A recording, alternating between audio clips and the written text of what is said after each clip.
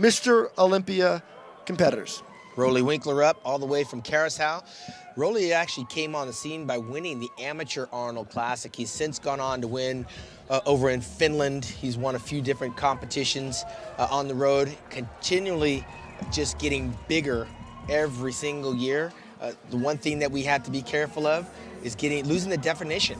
And that's what's been his crutch, is that on that stage he's carrying so much muscle, the detail sometimes get lost in that body. Well, Rolly competed 8 times last year, kept really busy, placed 7th twice here now at the Mr. Olympia. But like you said, this is a guy who, when he's on, he is on. Absolutely. But there's a lot of margin for error. Some people have described those 2 arms that you're looking at there as 2 of the greatest arms this sport has ever seen. Now, that's, of course, up for debate, but nonetheless, Rolly Winkler is very dangerous. Nobody's going to argue about those arms. Those are some cannons that he's carrying there, but we got to look at the detail. And in the back, that's where it really hurts. He's suffering in the lower back, in the thighs, which are very swollen. They just don't have the separation. And again, he's one of those bodybuilders, the more he poses and starts to bring that water out, the better he has a tendency to appear, but he's typically slow out of the gate. At first blush, you can see the enormous amount of muscle, very thick shoulders. Those arms are world class. Those legs are just slabs. His hamstrings are there. But as he gets compared with the other bodybuilders, he can slowly start to get broken down when you start to see the lack of detail that he has by comparison. By the way, real quick, I want to give a shout out to a lot of our viewers who were from the Florida area, who were going to get on airplanes to come to this event, wanted to watch us but couldn't because of the Hurricane Irma conditions. Our good friend Mel Chance, I know he's at home, he's been checking in, kind of giving us the report. Unfortunately, he wasn't able to make it here, along with so many other bodybuilding fans. So we're thinking about you guys here in Las Vegas, and now we're going to get a look at Johnny Jackson. Now this is worth mentioning because Johnny Jackson is making, we are told, his final Olympia appearance. One of the great bodybuilders of our era. He's won a whole bunch of titles, as Bob Chicarella mentioned, regarded as one of the strongest bodybuilders to ever live. And we've been debating that for years. But he's bringing a really nice package here in his final Olympia showing. If he's nothing but consistent, I mean, the knock on Johnny has always been the lack of thigh sweeps, but those legs can squat damn near 800 pounds. It just doesn't translate into the complete leg development. The hamstrings are a little bit slight. The upper body, arguably world class. He's got some of the biggest traps in the business and one of the best side chests that you're gonna see. He retired 2 years ago, and somewhere along the line decided he wanted to come back and compete one more time. He went down and he won a contest to qualify to be here. I gotta tell you, this is a good Johnny Jackson. There's a lot of thick, dense muscle on that frame. This is not the look of a bodybuilder who's, you know, pushing 50 years old, getting ready to sell off in the sunset. A lot of times you'll see that sort of stringy north-south, up and down look on a bodybuilder as he gets up there in age. Johnny looks really good. He's having a very respectable showing here in what will be his final showing here on an Olympia stage. And fitting. I mean, he won the USA overall title to turn pro. And this is a guy that he's traveled the globe. He's been all over the place, from Africa to Germany, done numerous Arnold Classic championships. And again, you don't get here by luck. Johnny Jackson, even with the deficiencies, the calves are slight, the hamstrings are down, the quads don't have the sweep, he's still able to take out bodybuilders at their peak because he comes in just with so much muscle. Well, he's competing in this Olympia for the 13th time. And you know what? This is not a guy whose career has exactly slipped away. He won a title earlier this year in Toronto. He did. So Johnny is not removed from the taste of victory. And I think he's done himself proud here at the 2017 Olympia, his 13th Olympia appearance. Your next competitor from the United Kingdom, Nathan D'Asha. All right, so we're looking at a former British bodybuilding champion, Nathan D'Asha, competed in just his 2nd Olympia. And this is a guy who really packs a lot of muscle. And he's a guy who really, if he can find the formula, has the ability to beat a lot of guys. Yeah, he won the Lou Ferrigno Classic this past October, I believe it was, out there in Palm Springs. So to get here, you had to win to get here. He didn't do this on points, took some time off, and he's done some pretty good things. He wanted to add some thickness, and again, his 2nd time out, he's actually better than he was last year, just at first blush. And again, this is a 2-day contest, so what we're looking at right now, typically these guys improve over 24 hours because they've dehydrated a little bit, and then they posed a little bit, got the bugs out, and then tomorrow they come back at their absolute peak. Nathan is very close to his best right now. We'll see where that's going to land him tomorrow, but he's been a very consistent work in progress. Well, a special shout out to those of you watching us live on the Amazon Prime Video app, which is another very convenient way to experience all things Olympia, and of course a whole arsenal of great content, and we're so thrilled to have the folks at Amazon Sports Nutrition presenting this year's Joe Weider Olympia Weekend as we get a look at Nathan Diasha, and we're going to see all these guys come down. Now we're going to get Lucas Ozladil from the Czech Republic come out. He made his pro debut back in 2012, Sean Ray, and he actually started as an under 212 bodybuilder. That's right, and he actually won the Arnold Classic Brazil. Out of nowhere, he came to snatch that title, and that's the one that Kai Green won out there, and of course Brandon Curry's won it, and now he's holding on to that title, which got him here. A little bit out of his depth, I think, on this level, but he's one of the more flexible, one of the nicer looking posers, and he's representing very well for the little bodybuilder. And he's in shape. Mm-hmm.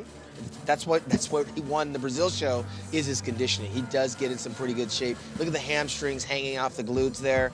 But he's a little bit light in certain areas in terms of the muscle thickness. I'd love to know, I mean, he didn't have to weigh in because he's doing the open, but I'd love to know. Look at the glutes, sorry. I'd love to know what he weighs. Yeah, there's a lot happening He's the only one that can do that with those magical glutes back there. And I think he's like a physique fitness type guy because he's very, very flexible. Damn. Known for the striations in the glutes. The back needs a little bit more thickness and a little bit meat on the bone because he does look slight by comparison to other bodybuilders. Hey, that's an impressive shot, Sean. Conditioning is there for him. There's no doubt. And that's the thing, some bodybuilders look phenomenal by themselves. But when you get to that comparison call-out round, that's where you start to separate from the pack. And right now, he's representing very well. We'll see how he fares later on in the show.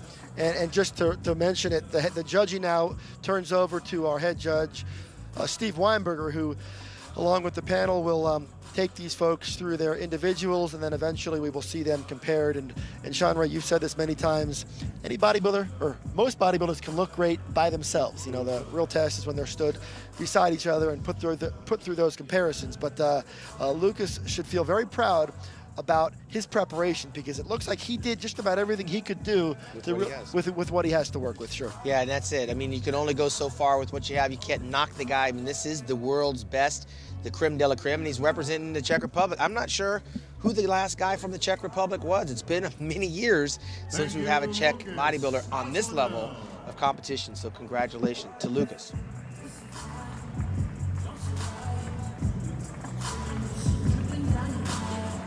Well, of course, all the anticipation is for Phil Heath, who comes in looking for his 7th title. He made his pro debut back in 2006, and we're already talking about Phil Heath gunning for title number 7, but you're going to have to wait till the end because Phil Heath will be competitor number 18, I believe. So he'll be the final athlete, as is the case in typical Olympia tradition. They bring out the defending champion last, but first we're going to get a look at Lionel Bayecki, a guy who, when he came on the scene, Sean Ray, his career started with great promise. He won the 2012 Flex Pro. He's had a solid career, won an event in San Marino a year ago, but really hasn't necessarily taken that next step that people have been waiting for. He had a good sniff. He was up there in Brazil against Kai Green and actually beat Kai Green in several poses. He won the San Marino back in December, was in much better condition. Again, the knock on Lionel Bayecki, he's big, round, and he's full, just has that very thick, we call it elephant skin. He's got to find a way to thin that skin so we can see the details. You can see in the glutes, you can see in the hamstrings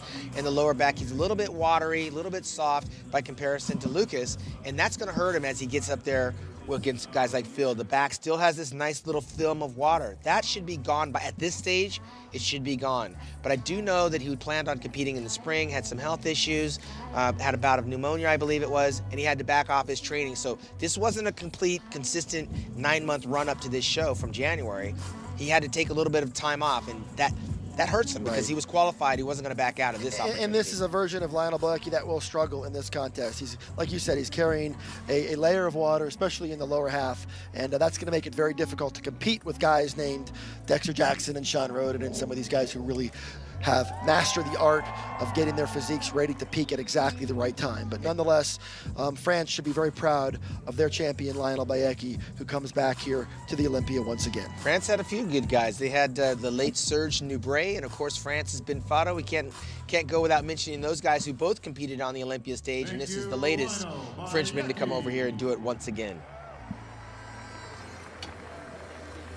From the USA, Flexitron Sean Roden.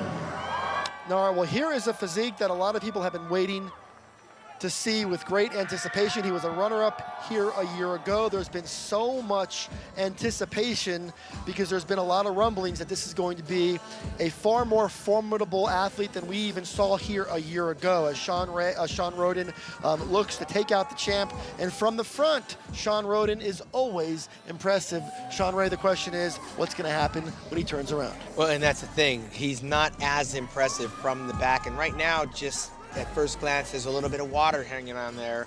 He's got to control that midsection. It's just not as ripped as it was. He looks like he's carrying a little extra bloat. That's what I'm going to call it, because he's known to have one of the smaller waistlines in the industry. But right now, he still looks like he just had some food, and that stomach needs to come down a little bit. The side chest, he's always good in. The slight triceps is what really hurts him. But when he turns around to the back, and this is where this shows won and lost, you think of Lee Haney, you think of Dorian Yates, you think of Ronnie Coleman, and you think of Phil Heath. When you turn around to the rear, you better be ready. And Sean Roden is a guy who notoriously gets better as the contest goes. So I would caution everyone to kind of hold your judgment and watch how this thing plays out, because these bodies change over the course of the night. There's also that 24-hour period that will wait until the finals on Saturday night.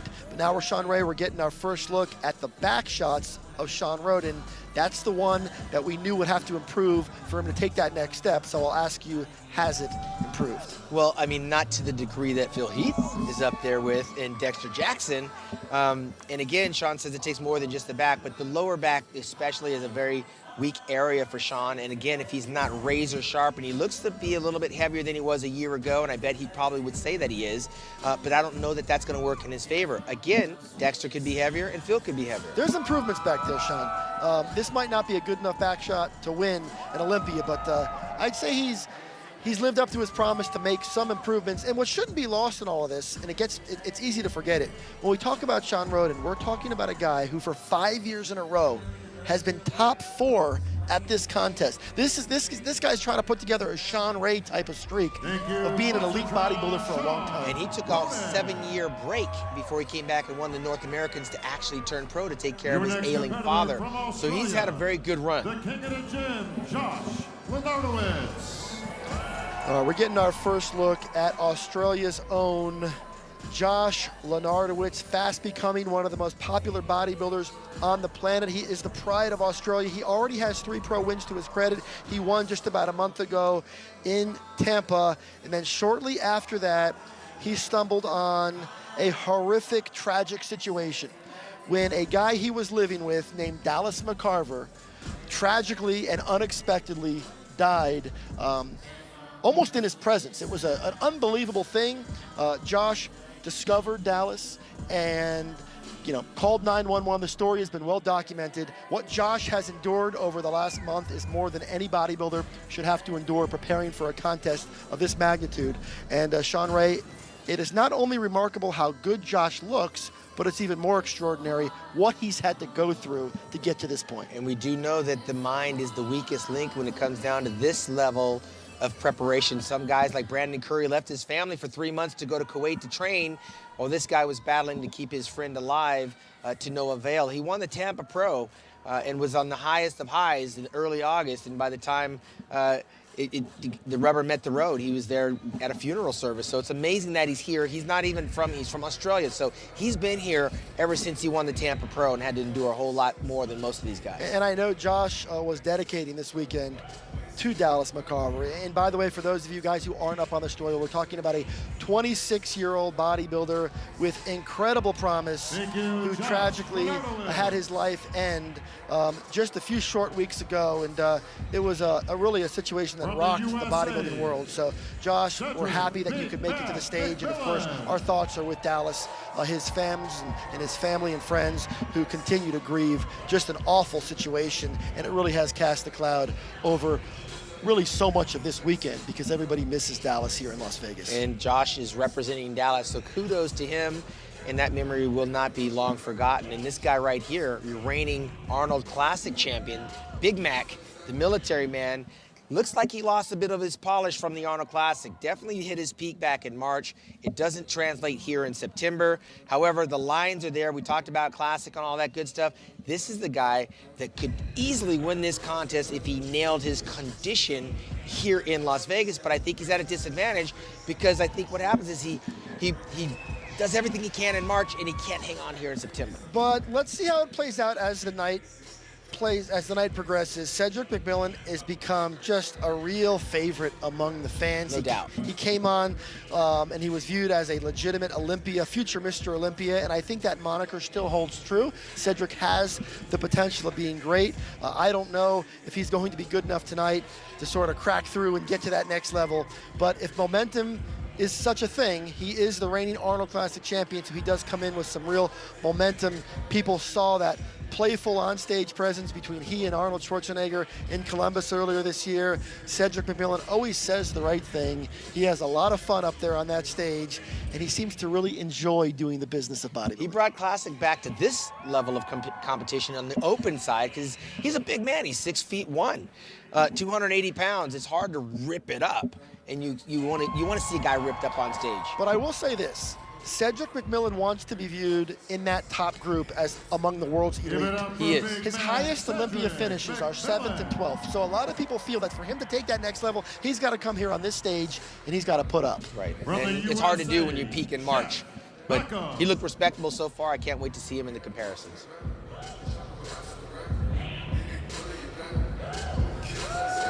Jeff Beckham walking out with some swagger. He, of course, was your overall winner of the 2012 Team Universe. It's not every day that we see a former Team Universe champion here rocking the Olympia stage. How about that? Not to mention, it's his first time.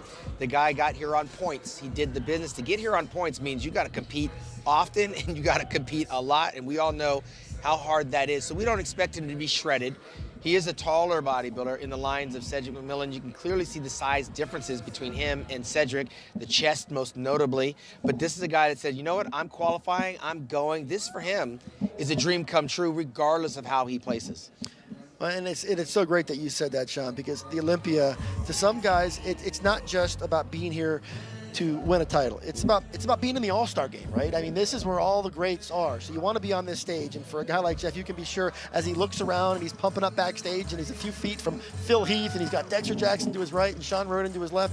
It's an incredible thing, and I'm sure he's taking this thing in, and he and his family are just having a ball. Yeah, and he said he studied the old school guys. He studied the old posing. He loved Vince Taylor and Flex, and he liked the art of posing as a physique artist. And so he's biting off all those guys. But this sport has taken him to places he never thought imaginable, all the way to Dubai and different countries like Germany and Australia. He did it the hard way. He had to go out there and just keep racking up the points. And for him, he doesn't have to win this to be a winner. If I have to be critical on him, of course, he's run out of a lot of gas. Earlier in the year, he looked considerably sharper. He's respectably sharp, but he could be a little bit darker. A darker tan will help him. And of course, he's one of the more flexible athletes. And when doing that, you see a lot of areas that he's not complete in. Well, if you were thinking about walking away to get a snack or take a bathroom break, now is not the time, because we're going to get a look at Mamdou Al-Baye. We call him Big Ramy, and a lot of anticipation surrounding the beast from the East. And Bob Ciccarello brings him out, and they call him Big Ramy for a very obvious reason. He is a massive bodybuilder with extreme proportions, massive quad sweep, insane shoulder to shoulder, and he's got it all. I mean, this is a guy who is just loaded with muscle on top of muscle. The bodybuilding world has been waiting for him to put it together. And Sean, I'm going to let you break down what appears to be the most well-conditioned Big Ramy we've ever seen. He showed up here at 305. To see him now at 295, he definitely dropped some water. Came all the way from Dubai. It's a very long trip. Training with the Camel crew out there at the Oxygen gyms under Beta Budai, working with the legendary trainer Chris Cormier. The thighs are world class. They are huge. He wound up getting here. He won the Kuwaiti Pro Championships, and in doing so, He beat Dexter Jackson and Sean Roden. However, he didn't beat them here last year. All right, now let's break this thing down. This is an impressive Big Ramy. He was 4th here a year ago. I think he's poised to move up the way he's looking. We're going to see how he compares. Criticize this physique for me. Tell me what's wrong with it. Well, I mean, the glaring weakness is the calves, obviously. He did tear his hamstring a year ago, so I know that he's lightened up on the hamstring work. You got to be afraid to do that again. So I know he moved very cautiously because his quads are so dominant, so powerful, and those hamstrings are a little bit more delicate and fragile. The upper back and the shoulders and the arms, they're all there. You can see that. The lower back still needs a little bit of work, but it's coming. Is this the best Big Ramy we've seen? I'm going to reserve that till I see him standing next to the other guys. Right now, I've seen Ramy in person competing in several different competitions. Ramy's a very dangerous bodybuilder. Again, the only person he didn't beat last year was the reigning champion, and that was Phil Heath. He beat everyone else. And of course, Dexter Jackson beat everyone else, and Sean Roden had a little bite at the apple. So this is going to be one of those things where we got to see them standing next to each other. But right now, Ramy is representing, and when I say big, you got to be out there standing next to this guy. He casts a very big shadow. At the very least, this is the most confident Big Ramy we've ever seen. This is a different stage presence than we saw from the far more timid bodybuilder that graced the stage when he was first coming up. So this is a guy who's starting to feel it. He knows what this process is all about. He's getting some swagger, and quite frankly, he has earned it as he looks to challenge Phil Heath tonight in Las Vegas. And winning will do that. It will give you confidence that you never thought was there, and you start to get the feedback. Social media, the trainers, he's representing a country. He's got a country on his shoulders that he's bringing over here. The army of Oxygen Gym and the Camel Crew are in his corner. Gerald Williams. You're going to see a very different physique here when Gerald Williams Night and day. walks out. That's a tough act to follow, but he's your 2017 California Pro Champ. He was also 3rd at our good friend Chad Nichols' Mayhem show earlier this year. It was actually his Olympia debut. So Gerald, welcome to the Olympia stage. Yeah, teen national champion.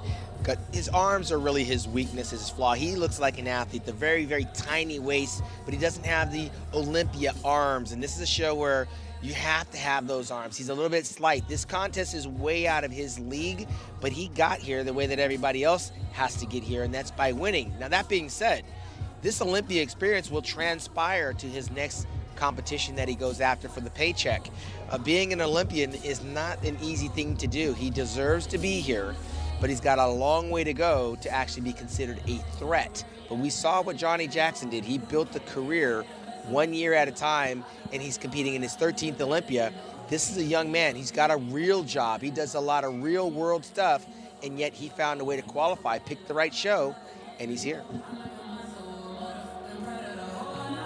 Well, Sean, I got to tell you, it's a real thrill to be able to do this with you and call the action. You've obviously been on the Olympia stage many, many times, holding the distinction of being a top 5 finisher 12 years in a row. Nobody has ever done that.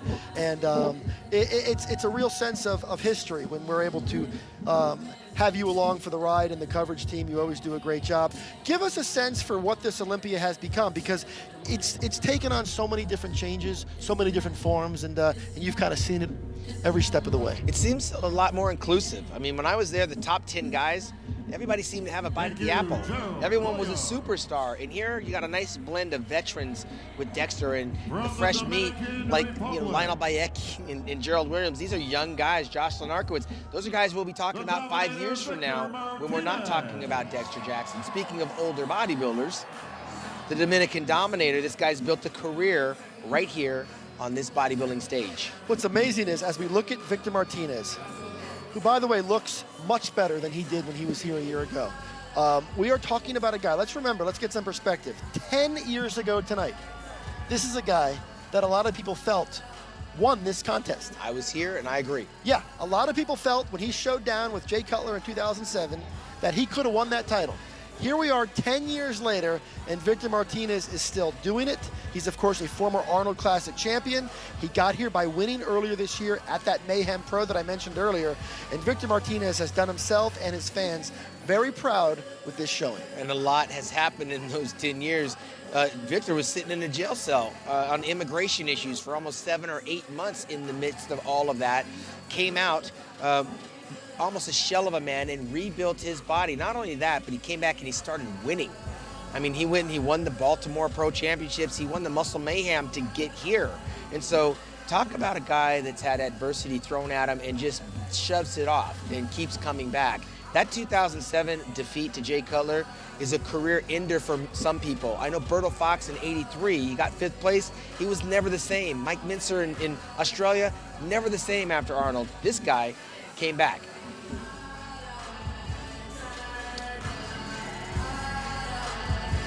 We try to get to Victor earlier and see if he would give us some kind of sense for how many more years he wants to continue doing this. And, at this point, he's taking it 1 year at a time.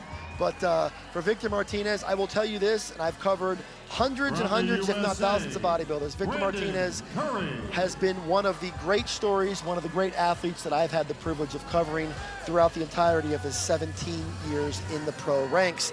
Now we're going to look at a guy who's a bit of a wild card tonight. Brandon Curry is extremely dangerous. He's ventured out there to Oxygen Gym, where he has sort of reshaped his entire approach to training. And he is a guy who has proven that when he gets it together, he has the ability to win any show he enters. He's extremely formidable, and tonight he's looking to take a run at an Olympia top 6 finish. And this guy's 5'6", 252 pounds. I believe when he turned pro, he had to be somewhere in his low 220s. Going out there to Kuwait has been a very good investment that's paid dividends. He walked into this competition with 2 pro wins in 2017 over New Zealand, and he added the Arnold Classic Australia to his already Arnold Classic Brazil title, and I believe he won over in Canada as well. This is the best Brandon Curry that we've seen on this Olympia stage. Father of 4, married to an IFBB pro bikini competitor, Brandy Lever, and he spends so many hours and months away from home doing this. This investment is paying off for Brandon Curry. Well, he's on a bit of a winning streak. You know, he's won his last 2 contests, including the Arnold Australia, and you kind of just summed up his whole story. He's become one of the hottest properties in the business. His story is very reminiscent of the Dexter Jackson story from a few years ago when we kind of thought Dexter was done. We thought his best years were behind him, and all of a sudden he kind of revisited his approach, changed some things up. Now he's back, and Brandon Curry has a chance to really threaten for a top spot in this show. Yeah, his legs were his weak points, and they've actually come up. They haven't caught to the upper body, but they have come up.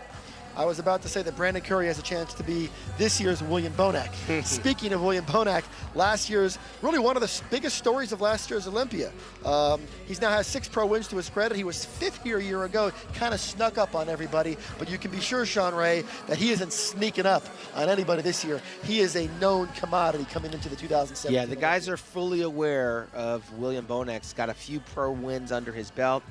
Working with Neil Hill, I don't know where he can put any more muscle on his frame. And mind you, Brandon Curry outweighs him by nearly 30 pounds. And this guy, you can't put another pound on him. I know that he's, I think, 5 pounds heavier than a year ago. And he's very confident. It's going to be interesting to see the comparisons because by himself, there's nothing more that he can put on his frame. This is a guy that, as we were talking about Dexter Jackson and Sean Roden and Phil Heath, his name didn't always come up. But I was always quick to remind everyone, William Bonac has all the tools to challenge for this title. And I'll be clear about that. He's got the tools to challenge. His body might not be as pretty as Phil Heath. He might not be able to get as hard as Dexter Jackson, but from shoulder to calf, this guy is extremely impressive. And he's very strong, representing the Netherlands. Williams, the only knock on William, I think he has to get some more thigh separation in those quadriceps. Sometimes he has a tendency to relax the midsection. He's got a very short Kai Greenis midsection. There's not a lot of space between the pecs and the waistline, which makes him look a little bit boxy at times, but he is the official new giant killer as it relates to the Olympia stage. Big arms, ripped pecs, nice traps. Very well represented tonight. From the USA, Michael Lockett. All right, Sean, we're getting to look at Michael Lockett now. This guy has had a very, very busy year. He has competed, and get this, 4 different Arnold Classics this year alone. He won 2 events, one Chicago and Vancouver, and he is now competing here at the Olympia in Las Vegas, where this is a guy who, as he has been coming up, has been celebrated as a very legitimate future threat in this sport. He's got a lot of things going for him. Well, if he picks the right show. Right now, I think he's got to work on the gyno. He's got a little bit of gyno right there around the nipple, some swelling right there. He's going to have to get that surgically repaired. A lot of bodybuilders have had to experience that. I think his strength right now is his calves and his hamstrings, that separation between the leg on the side, but then you turn around and you lose the hamstring. So from the side, it looks a little bit more representative. The back, again, this is a contest where the glutes are shredded and you look there, but when he opens up the back, the detail kind of is not there. That's where he's got to work on. That's been his Achilles heel. He picks the right contest, he can win. This is a contest that definitely he's showing the world that he's one of the best in the world, but what he's got to do to really stand out is he's got to add more sweeps to the quadricep, more meat on the bone in the back area, and I think he's doing very well for what he has to work with. Michael Lockett gives you a real sense for just how far this whole thing has come. When you start talking about picking apart a physique like this, which is extremely good, and this is a guy who walks out there, and we can pick him apart. And it's amazing because that's how far some of these top-tier guys have become, where a guy like Michael Lockett walks out there, and it's just hard for him to compare at that level. Absolutely. Jackson. All right, well, you are looking at the most decorated bodybuilder in the history of the sport. He has 28 pro wins to his credit, making him the winningest professional bodybuilder of all time. He turns 48 in November. Now, we just talked about Victor Martinez being 10 years removed from nearly winning an Olympia title. Dexter Jackson, incredibly enough, is 9 years removed from being Mr. Olympia, and he is here right now on this stage, not just as a participant, but as a bona fide, legitimate contender for this title here 9 years after he won this thing in 08. I believe he'll be 48 years old in November. I mean, it's just a number as far as he's concerned. He's a top 6 competitor no matter what happens on this stage. He just has the genetics, and you just have it or you don't. I don't see the drop-off. Usually when you get older, you start seeing guys dropping off. Dexter seems to be holding on to that mass, and most of the people, when you get older, you start to lose it in the legs, and the legs are still there for Dexter. They haven't failed him. He's got that signature dense, grainy muscle that has become his calling card. It's what sort of has helped earn him the title, the Blade, for his uncanny ability to come in shape almost every time he walks on stage.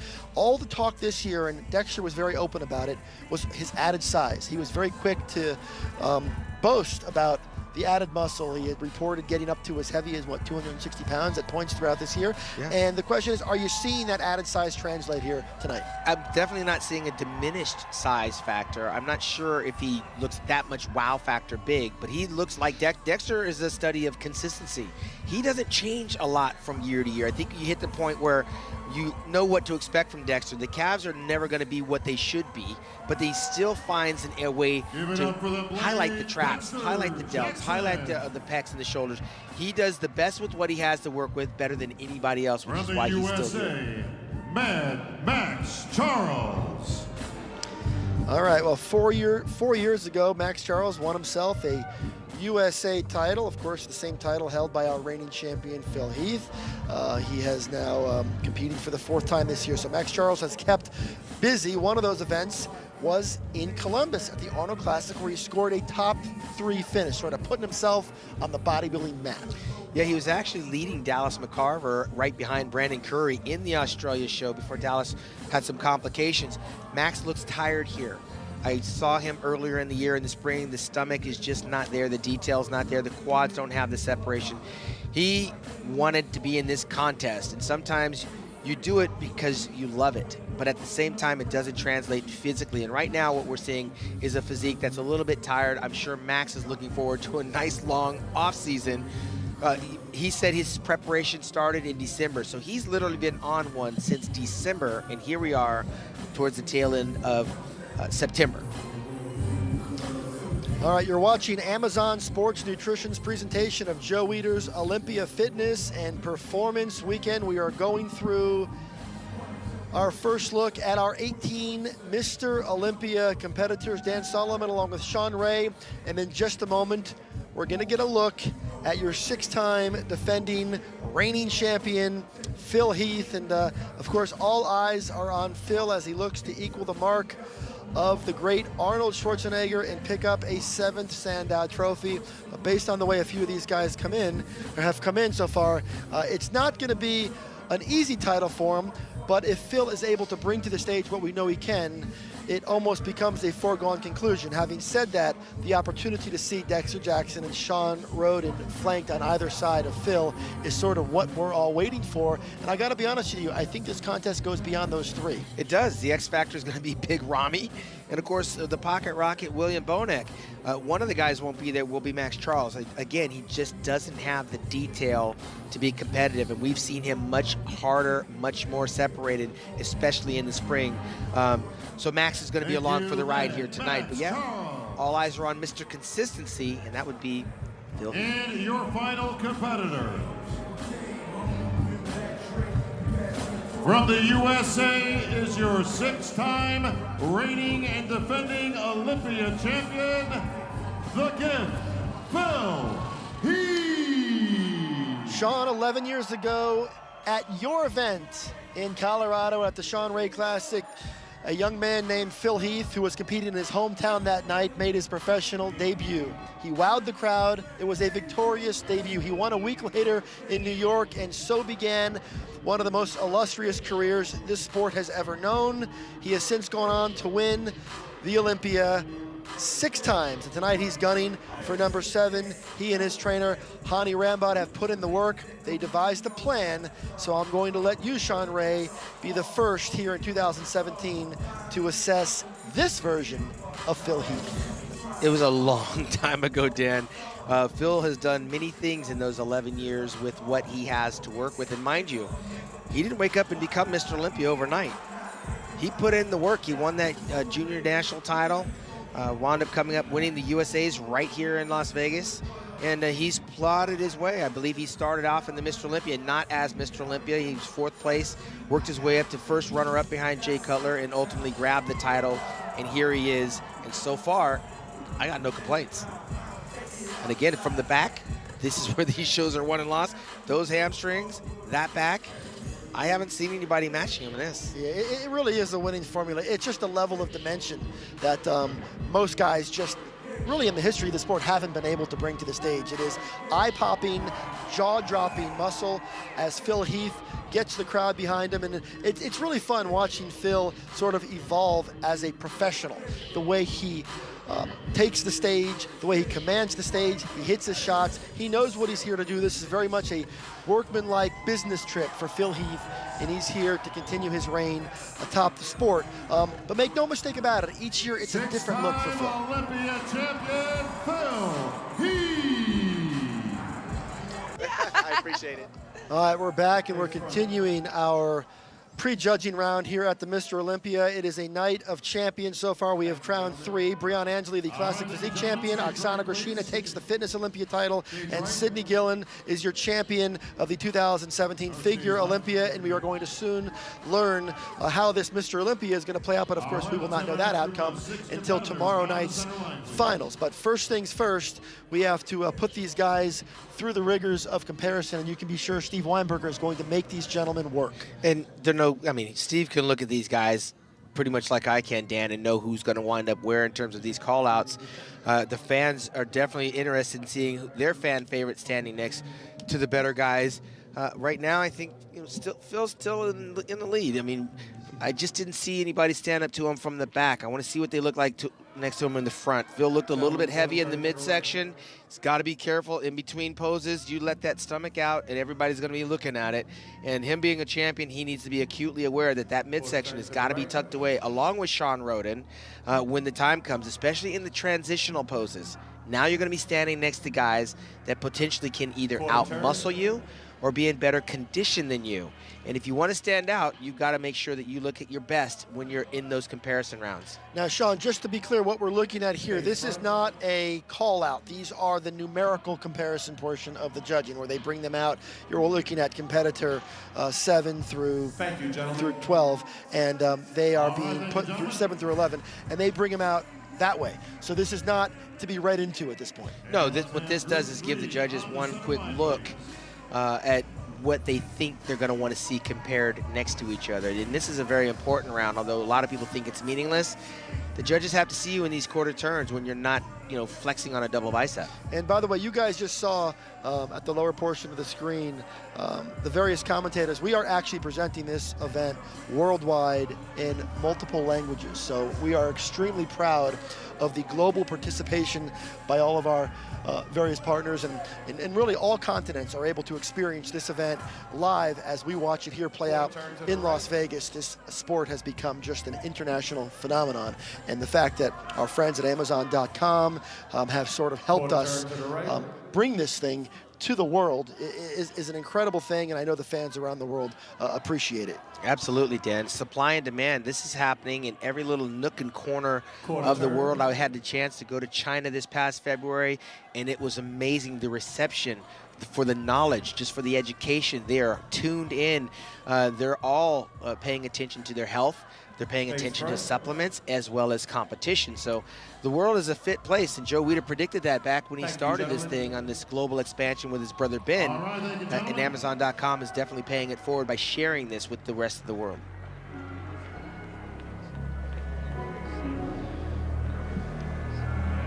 All right, folks, moving into our comparisons. We're going to have all 18 Olympians on stage. This is where the rubber hits the road, Dan. The first all-important first call out. It usually sets the tone for who's who and what's what in terms of final placements. Everybody on that stage wants to be in that very first call out.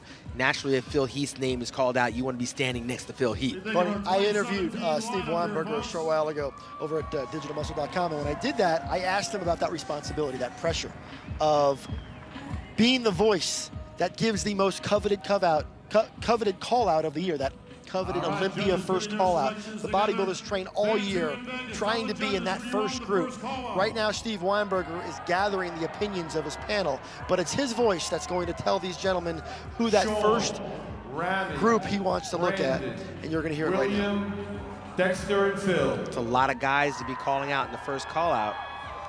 I remember, Dan, when they called out 3 guys. Well, you're not looking at any surprises here. I think this is kind of the group that we were looking for. Brandon Curry did make his way into this first call out, and I know that's something that he obviously wanted to achieve. But with Sean Roden and last year's top 5 finisher William Bonac, and of course Phil, this is and Big Ramy, this is a group that we sort of anticipated seeing. And Dexter Jackson once again assumes his spot and an Olympia first call out.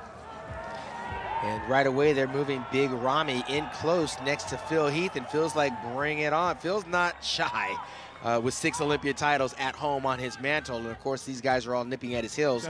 But Big Ramy is serving notice with the shoulders and the thighs. All right, so I'm going to ask you to compare Phil Heath to Mamadou Alsbaye Big Ramy right now, because this is a key comparison. That's a very close comparison. Apples and oranges still, because Phil's a little bit more genetically advantaged there. He's put together a little bit more pleasing, but you can't ignore those arms on Big Ramy or those thighs. A little more dimension and depth to the upper half of Phil Heath's physique. Obviously, Ramy has the overpowering thighs. Of course, Phil Heath's thighs aren't too shabby either. So you're talking about 2 of the very best in the planet. It's going to be interesting to see how this thing plays out as we move forward, and not to be forgotten all of this, Dexter Jackson and Sean Roden and William Bonac, and now, of course, Brandon Curry arrives in this group. They'll be moved around and shuffled quite a bit, but right now, Dan, I'm going with Big Ramy and Phil Heath as the leaders of this lineup. Big Ramy's too big to ignore, and Phil is the reigning and defending champion. I think Phil is appearing a little bit bloated, and that's going to work against him if he doesn't dry that up by tomorrow, but that's the thing, Dan. They will have time to improve on what we see as shortcomings here tonight. And Phil has a history of making key adjustments in those 24 hours. Makes the difference in winning and losing. I've saw him losing and yet win because he made such a transformation in 24 hours. Well, I think so far what we know is Big Ramy is climbing the ladder. He's moving up. He's serving notice, but I got to tell you, I think Phil is still holding steadfast on that #1 placement. I'm going to be curious to see what's going to happen after Phil and Ramy, because right now I got Phil and Ramy. So if that's my 1 and 2, I got to look at 3 and 4.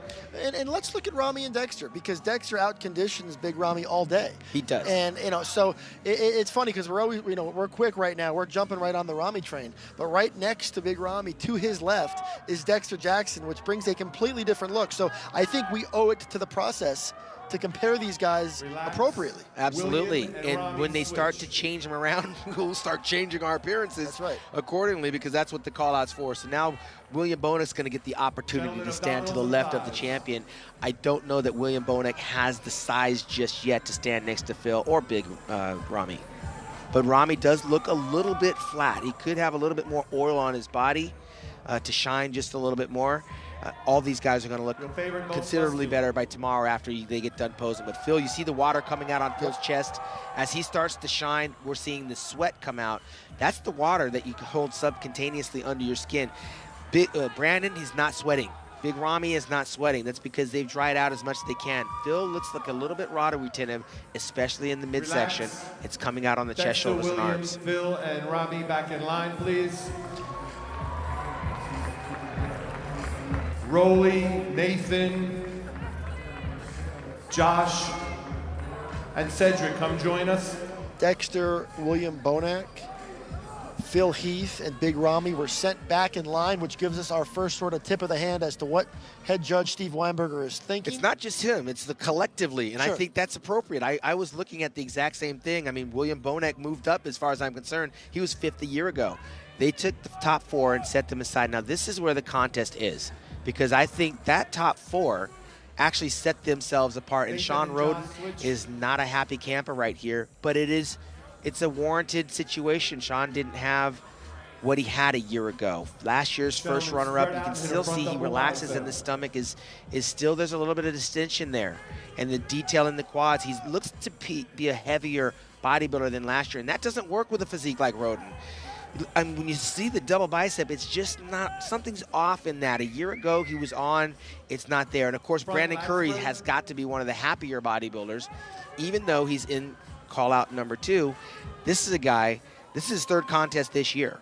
So if anybody's happy up there right now, it's Brandon Curry. If anybody's pissed off, it'd be Sean Roden. I know Nathan Diash is happy. Side chest. And Cedric McMillan, I've never seen him not be a happy bodybuilder regardless of the placement. He's always happy no matter what he's doing, but unfortunately, he is not going to do what we've been waiting for him to do on an Olympia stage. It doesn't look like that's going to happen tonight. And you can see that in the face. I saw it yesterday. The face just didn't look like he suffered. Back Like, you double know, bicep. and some bodybuilders aren't willing to suffer because they're not going to, you know, give everything they have to this sport. They're going to do the best with what they have. Cedric's probably been very busy after winning the Arnold Classic. I got to tell you, Dan, 91 I won the Arnold Classic and I went on tour. By the time I got to the Mr. Olympia, I went through the motions. Gentlemen, There's a spread lot out. that goes with winning that Arnold Classic in elbow. March that you Spread out. kind of run out of gas by September. The other bodybuilders didn't have that same disposition, especially Phil. He was well rested. Double bicep.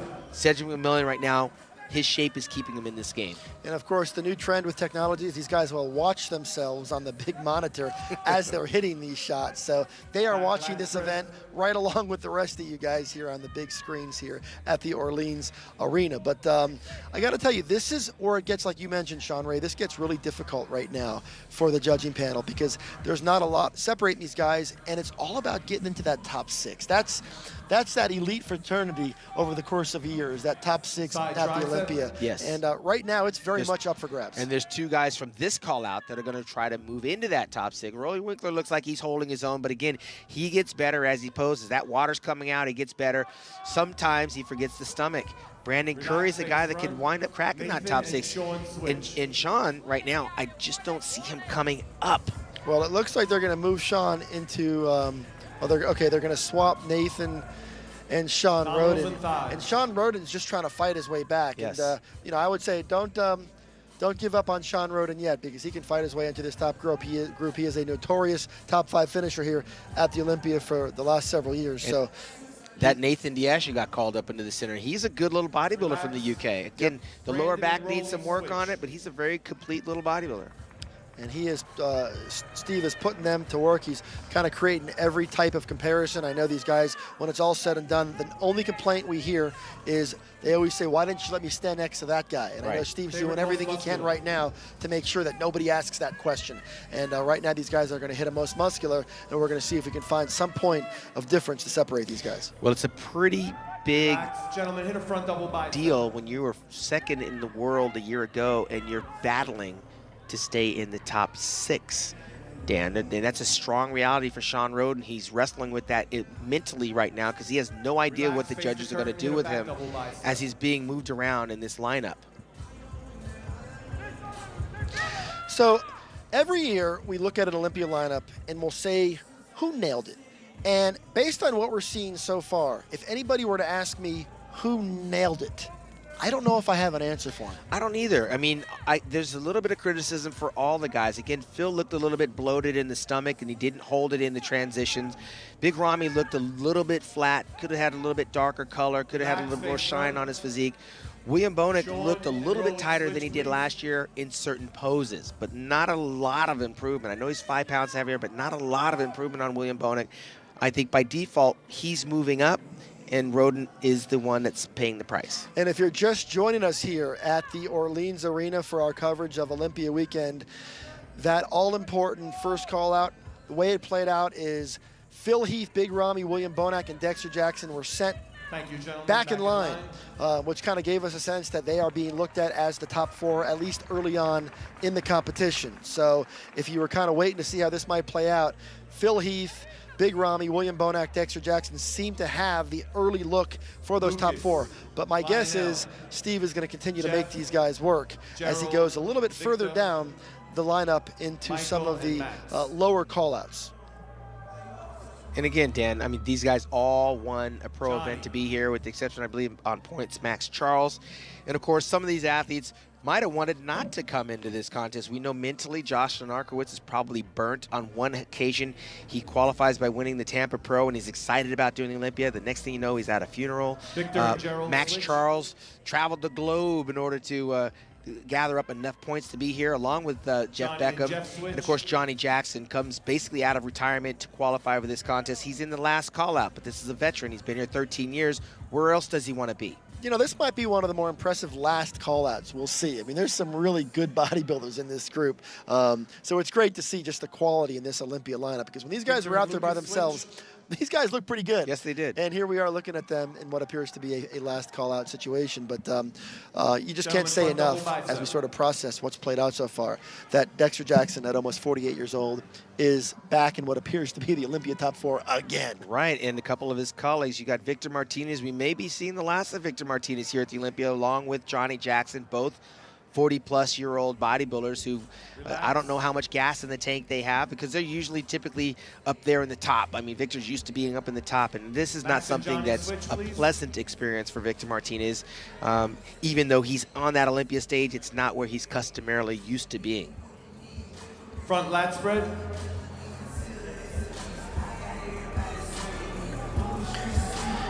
And as a programming note, when this portion of the judging completes, we will move in to the under 212-pound division, where the now legendary James Flex Lewis will take a shot at another title in that division, a division he has dominated for several years. And we'll get to that in just a moment. So we still have a lot of ground to cover as our coverage here on Amazon.com continues. And these Olympia weekends, Sean, they are just endless storylines. Absolutely. I saw 1983 Mr. Olympia, the Lion of Lebanon, in the house. Of course, 6-time Mr. Olympia Dorian Yates is bebopping around out there. You never know who you're going to walk into at these Mr. Olympia expos, and then you wind up here at the event. I heard that The Rock is going to be somewhere around, and Arnold Schwarzenegger. I mean, these are what gets people in the gym and come to Las Vegas to see these types of athletes. Very decorated, very accomplished, game changers, I'd call them,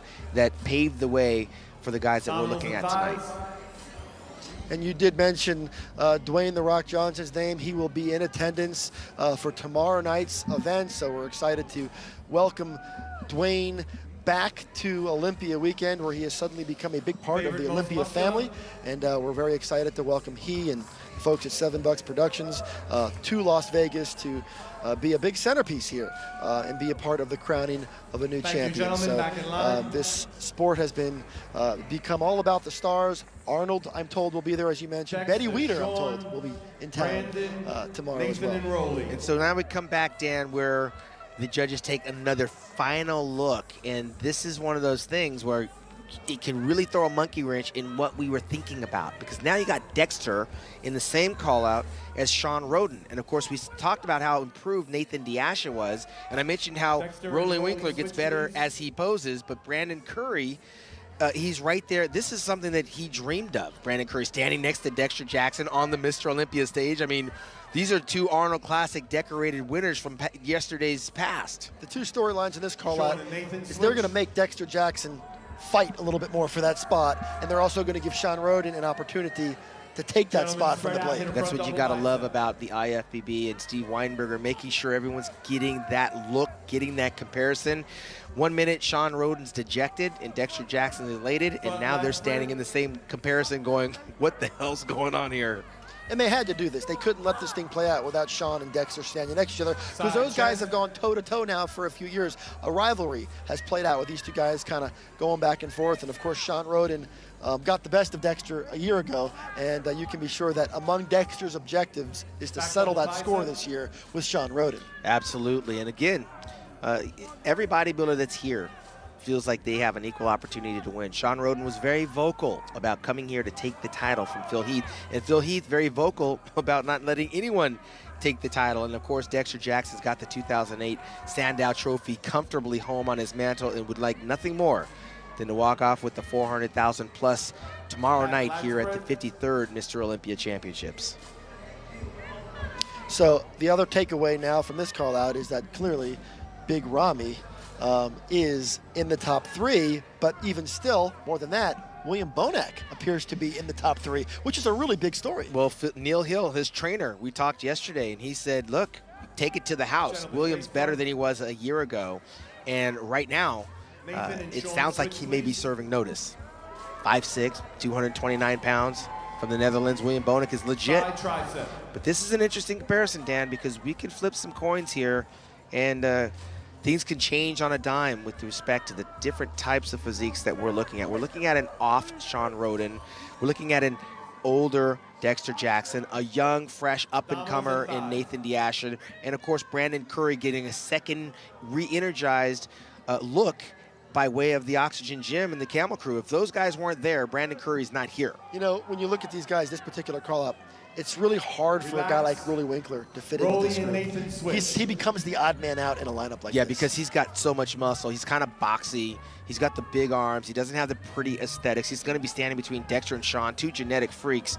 In the relaxed pose, you're going to see as they start to open up, Rolly will start to lose ground between these two genetic freaks. But Sean Roden is just a little bit too comfortable in between rounds, relaxing his stomach. I'd like to see him keep that stomach tight like it is right now, but he has a tendency to take long, deep breaths, which tells me he's not in the kind of condition he's typically used to being in.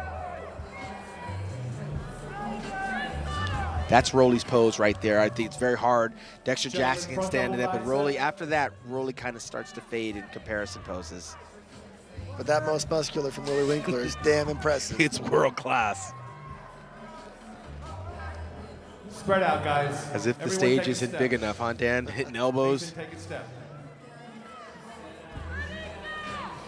It's compared. There's a lot at stake. This has a tendency to set the tone for the kind of money these guys can make in terms of their guest appearances, in terms of their social media. I mean, 1st through 10th is very important to these bodybuilders.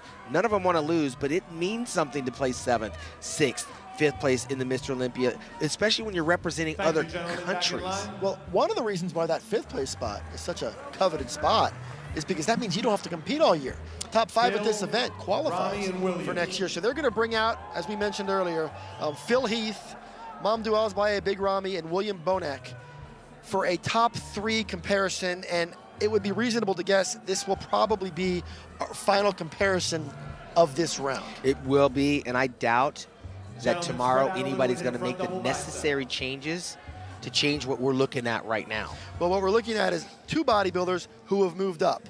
William Bonac, Big Ramy, neither of them have ever tasted the top 3 in the world, and it looks like that's in the future for them in the next 24 hours. Phil Heath is trying to fend off both of them and retain the most coveted title in bodybuilding, and he's going to work for it. Because you can be sure that as Phil Heath directs traffic up there, you can be sure that Phil Heath's going to have to work for it. But really, as you look at these guys, it's hard to imagine, as great as Ramy is, as wide as he is, as thickly built as he is, with all that dense, grainy muscle and the clear improvements in the world-class conditioning that he has finally brought to the Olympia stage, people always used to say, if Rami gets it together and comes in shape, is it going to be good enough to knock off Phil Heath? So I think that question, I'll pose it to you. Is it good enough to take out Phil? I think it's damn close. I would not be surprised, Dan, if we don't see exactly what you're talking about. It's very possible. I'm not going to say probable, but it's very possible. Steve Weinberger is a very fair head judge, and I saw Rami over in Kuwait beat Dexter and Sean Roden. And I'll tell you what, Phil Heath might be laughing right now, but Steve Weinberger just put the defending champion on the outside and moved Big Rami into the center spot. You can read into that. We don't want to overstate it. But at the end of the day, right now, Big Rami is getting his chance to stand in the center of what appears to be the final call-out of the day. At the very least, we have some intrigue. Well, I'm not going to end it there. William Bonek might wind up in the middle, too, and give them all a fair shot. But Big Rami, he's serving notice, man, and I'm not going to say that it's impossible. Phil's genetics are far more superior than Rami's, but there's individual poses where Rami is undeniably all up in his grill, and we cannot discount what little William Bonek is bringing, because William is as complete as they come. He's just smaller. I faced the same situation. Labrada, same situation. Mohamed Makaway. Sometimes when you're small, you're the odd man out. And right now, these two big men in Phil Heath and Big Rami, this is a contest that's up for grabs as of tonight. And it's a bit of an apples and oranges situation, and we're kind of back to that. We had kind of moved away from the apples oranges debate when Ronnie's reign ended, when Jay's reign ended, but we're kind of back there now. Big Rami's the big, thick, massive bodybuilder. And they're going to do exactly what you said. They're going to put William in the middle, which probably relieves Phil just a little bit right look now. He's smiling. He's like, thank you. Because the narrative has just shifted in that moment where now he's no longer concerned. But you know what? He should be concerned. He should be concerned. Big Rami's been coming for a long time. I got to imagine Jay Cutler, when he saw Phil Heath coming. I can imagine Ronnie Coleman when he saw Jay Cutler coming. Eventually, it happens and every dog has their day. But as I look at Phil Heath, as good as his physique is with those big overblown deltoids, his chest is a little bit diminished as a result of the shoulders. My eyes keep coming back to Rami in terms of being the guy that's going to be able to stand with Phil and battle with Phil. And we're not even talking about Rami's calves, because they're not even really a factor here. His size, his shoulder width, the girth, it's something that you can't ignore on those thigh sweeps. Well, the other thing you can't ignore is the fact that here in 2017 at the Olympia, we have ourselves a legitimate battle. We're not going to come away from this prejudging with a clear sense of who won the contest. Big Rami has done the work. William Bonek is impressive. And Phil Heath is good, but he may have cracked open that door just enough to keep things interesting. He left the door open. Tomorrow we're going to find out. We're going to find out, but first,